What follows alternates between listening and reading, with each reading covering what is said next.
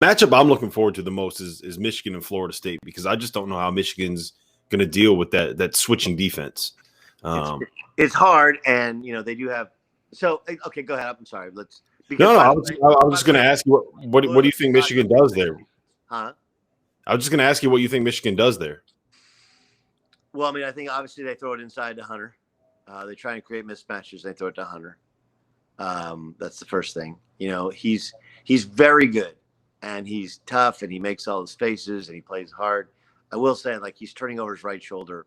I don't have the numbers, like 85, 90% of the time. I think it'll be hard for him because they have a lot of length. I think it'd be really hard for Mike Smith, their point guard, because he's little. Yes. He's like one of those, like, he's little all over.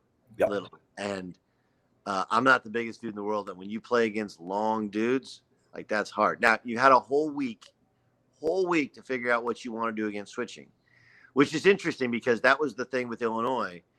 They were really loading up on the basketball, and they're switching everything.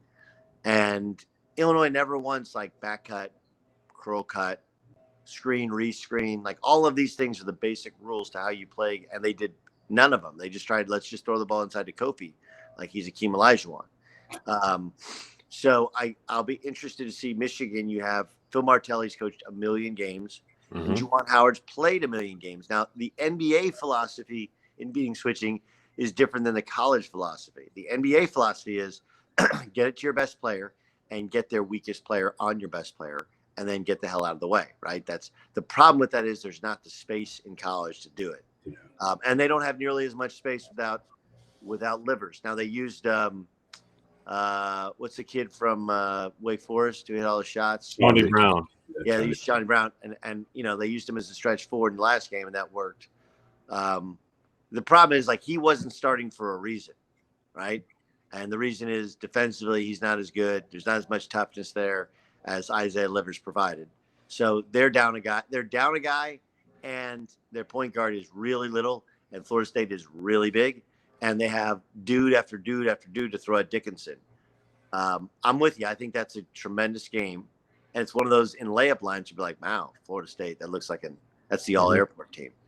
My only hesitance with Florida State, and everybody loves Coach Ham, is like, show me the last game, big game in the NCAA tournament they won, right? That 1 year was VCU. I mean, they had the VCU game, and they just missed layups, and that was a good bunch. This is a great defensive bunch. They can get a little bored on slower paced games.